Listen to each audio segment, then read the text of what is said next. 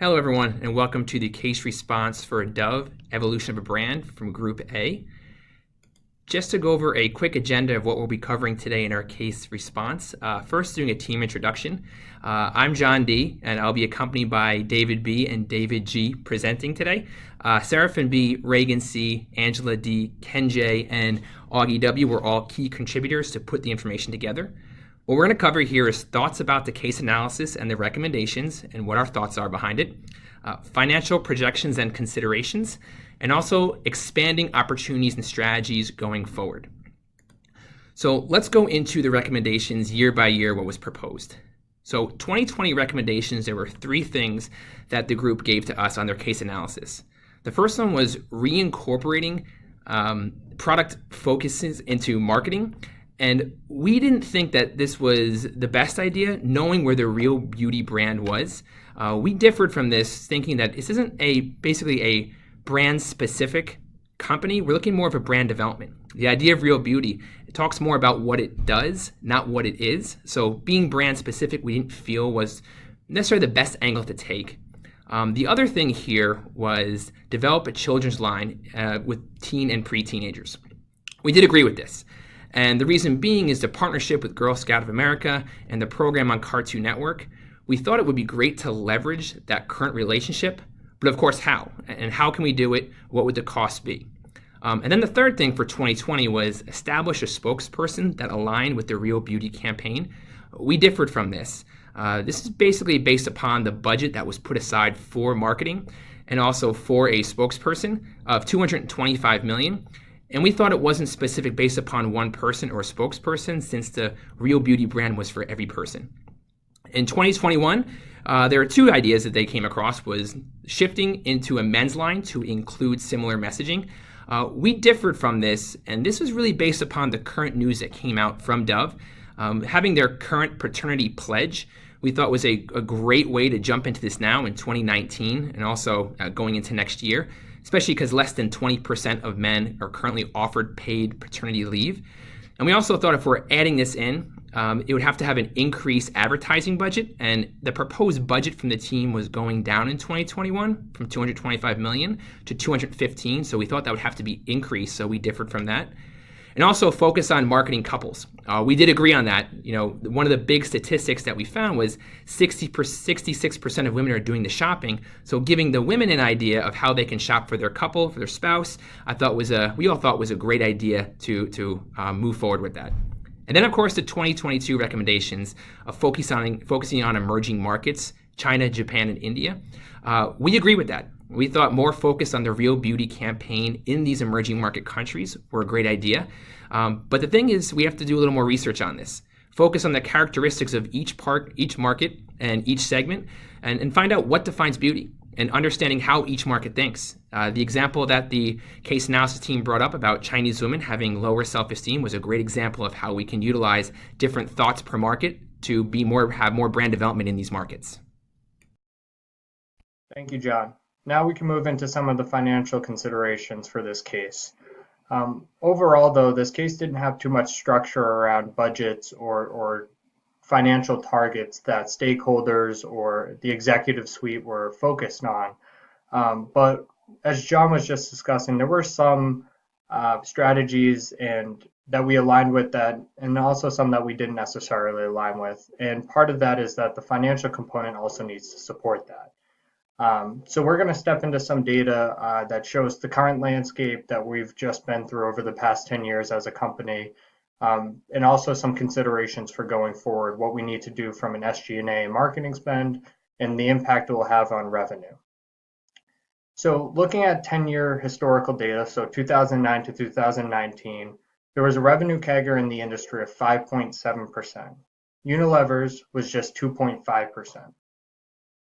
Growth in 2009 to 2015 inflated that CAGR over the 10-year span, and that was specifically driven by lower operating margins in that time frame, which was running around 15 to 18%. Growth from 2015 on has been much lower. That CAGR is about 1% versus the 5.7% over the lifetime of the 10-year CAGR. But in that same time frame, the most recent 5 years, operating margin has improved significantly, meaning, in theory, that there's either SG&A or marketing or both that are being spent less. There's less costs involved in the operations. But in short, the company grew heavily post 2007, the 2007 recession, and because it had a heavy SG&A spend to support that growth, you saw the revenues grow significantly in a short time frame. The company has since cut that spend and has focused on operating margin in the most recent 5 years, which is why we're starting to see operating margins in the 20, 21, 22% range. Previous slide's latest growth rates and revenue. The projections set out in the analysis are overstated mainly because of the historical growth was only achieved with the support of a large SG&A budget. Their projections of 5.5% CAGR through 2022 is in line with the last 10 years, which is roughly about 5.7% CAGR. However, much of that growth was in the 2009 to 2015 timeframe, as we discussed, where operating margins were only about 15 to 18%. In order to sustain operating margins where they currently are, at the 21% range, you will not be able to achieve that level of revenue growth, the 5.5% CAGR. This, coupled with the suggestion to further cut advertising spend, initially will be at $225 million, but in the subsequent years to reduce it to $215 million for the next 2 years, would further increase your operating margins, which would be counterintuitive to grow revenue at rates suggested versus the historicals. Again, for the last 5 years, the growth has been 1% on revenue for this segment at these operating margin levels. So a 5.5% CAGR with potentially stronger operating margin would not make sense or be feasible. We recommend that Unilever moves closer to a strategy for their SG&A and marketing spend, not necessarily to the levels of 2009 and 2015, but at a certain level to reignite the revenue growth, and some ideas of how we're going to spend that will now be presented by Dave. Thanks, David. While we feel that shifting some market strategy toward product-specific attributes may be effective, there still needs to be an overarching global brand strategy that is held by Dove. So, as we alluded to in our recommendations, we don't feel that completely abandoning the Real Beauty portion of their global marketing strategy would be effective.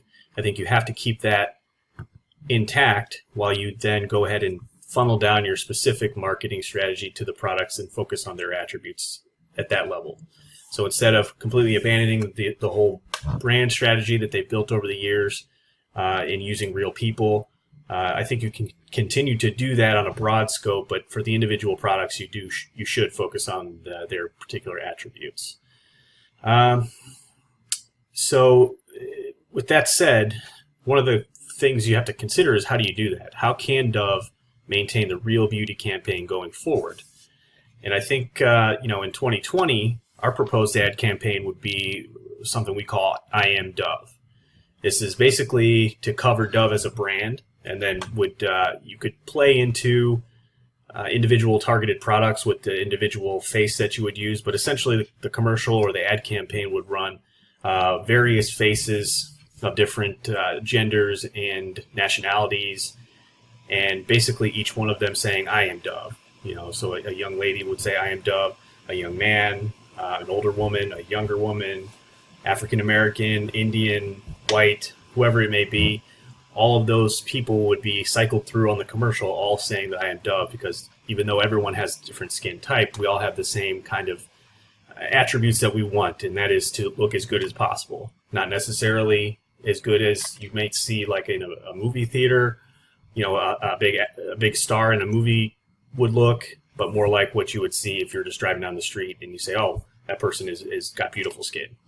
So that's where you'd want to target your broad global marketing campaign, and then funnel down into more specific, targeted campaigns for individuals, like, men in particular, or young ladies, or whatever sector you would want to move into.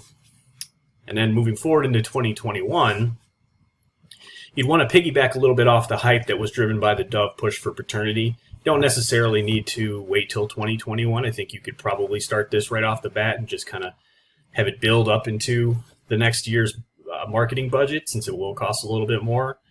you want to kind of place an emphasis when you talk about the male market and getting more into that and ramping that up. I think you want to emphasize on the toughness of men being unrelated to their need for quality skin and hair care products. I think there's always been a stigma for guys that, would be wanting to take care of their skin as not being as tough as somebody else. Guys kind of have that persona, but I think you can take that away by focusing the products on the fact that, hey, guys can, have good skin too. We take care of babies. We take as many showers as women. We want our skin to feel good. We want our hair to look good. Even though we may be tough in the general opinion, that doesn't mean you should go with rough skin. And, despite the 66% of women doing the shopping that was pointed out in the case analysis, men do have a say in what they put on their shower racks. So, when my wife goes out and shops for stuff, if I don't like a particular shampoo, I'll ask her, please, could you get me Dove instead, or whatever brand that I might like. So even though she may actually put the items in the cart, at the end of the day, I still have a preference. So, I wouldn't want to eliminate men from the target marketing strategy. And then moving forward into 2022, the strategy for emerging markets should be similar to what Dove did in the early part of their advertising campaign, where they consulted with psychologists for insight versus the standard focus group. I think you could probably get a little deeper into it by going with a professional opinion on what a particular culture would look for. And you can target your marketing campaign in a way that would encompass those findings and then also be courteous to the culture you're dealing with. So, using those same tactics, I think would be advantageous. And, I think you could use some of the insights gained from a psychologist in doing so to really effectively use your advertising budget to be as effective as possible. So that's all we have for you. We appreciate the case analysis group doing a great job and giving us some information to go off of here. And hopefully, everybody got something out of our presentation, and we appreciate your time.